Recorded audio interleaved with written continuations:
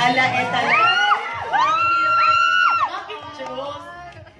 Oh, anong sabi pala niya? Last night, magkasama kami, kumain kami ng dinner. Tapos sabi ko, Ma'am, I have magandang buhay tomorrow, birthday episode. Sabi ko, wala ka? So, niya, wala akong ganyan. Sabi ko, talaga? So, niya, wala. Magkita na lang tayo pagkatapos. Sobrang saya ko. Bakit mo ginanon, Josh? Bakit mo ginanon, Joshua? Hindi, syempre Joshua. ito ang surprise. Saka ayaw kong lumabas din yung plano ng magandang buhay. Support din siya. Oo. Actually, nandyan nga lang si Joshua sa mga flowers na yan. Sobrang siya support.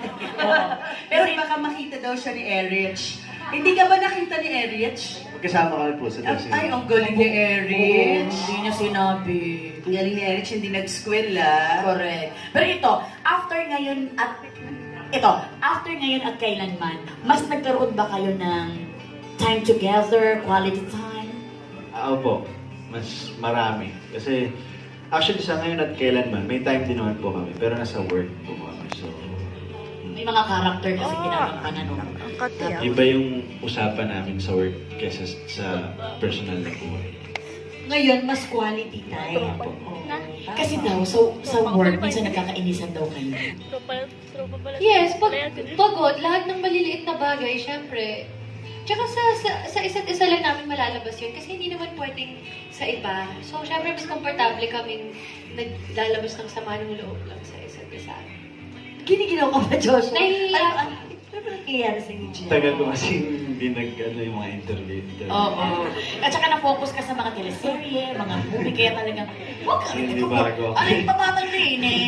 Oo. Eto, Josh, pinagtatampuhan niyo pa rin ba ni Julia yung pagko-computer mo? Kasi parang... Hindi na po. Oo! Kagabi lang. Uy, hindi Yes, Ma'am. Kagabi hindi. Yes. Di ba after na? Every night. Di paghatid ko Hindi, sa'yo. wala lang. Ayoko lang may kahati lang talaga sa attention niya. Hindi. Nung ano, bago siya umalis. Bago siya umalis, pinag-aawayan talaga namin yung computer ko, always. Tapos, nung pagbalik niya, syempre na-miss ko. So, hindi na. Alam mo na yung computer. Oo. Babalikan mo na lang. At saka, ano eh, tita, parang medyo nagsawa na rin akong kalalaro. Ano ang laro mo? Counter-Strike. Hindi ako naniniwala. Magsasawa ka dyan. Hindi, nagsawa po ako. Di ba nagsawa ako ba? In fairness, kasi Nagsawa. nag-workout na din siya. Wow!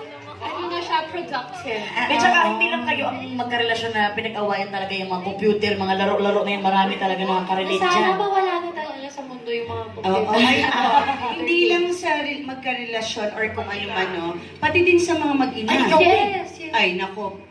Tumatawag ako, off yung... Di ba? Pinababa. Ano ba nangyayari? Pero pag ano pa hindi sagutin, pwede yun. Yung naka-off yung tawag, minsan hindi ka sasagutin.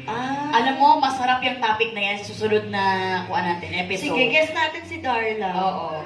Hindi, tsaka, nagre-reply na ba? Kasi di ba dati, hindi masyado nakapag-reply dahil naglalaro ng computer. Mabilis na. Oh, yung galing Kaya minsan okay din yung nagpapamiss eh. Yung Oo. nawawala ng ganong katagal. Para Pero- pag-uwi mo. Pero ito, gusto ko munang tanungin si Joshua bago yung tanong naman si Josh. Kasi nga, Oo. nung nandun ka, nag-travel ka, tapos naglagay ka, may isang caption ka dun na, wish you were... Sa English yun. Kaya mo? Basta sana, Kaya mo ba? sana nandito ka. I wish you were here. So, alam mo agad na ikaw yun, Josh. Ano naramdaman mo? Kinilig ka ba? Joshua! Pwede mag-relax ka? Hindi, syempre, expect ko ako yun. Pero, malay ko ba kung...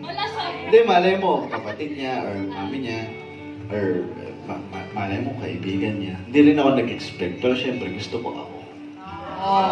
Gusto ko ikaw. No siya yon because I knew na it was also hard for me to leave na wala siya because I knew na we both needed a vacation like that. Kasi parehas naman kami ng pinanggalingan eh. But, syempre, respect yung decision ko to prioritize myself. Di ba, Bob?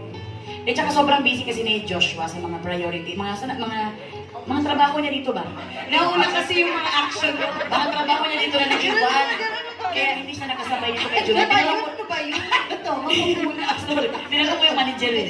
Sabi, kaya pa rin niya nakasama si Julia. Ay, si Joshua. Julia?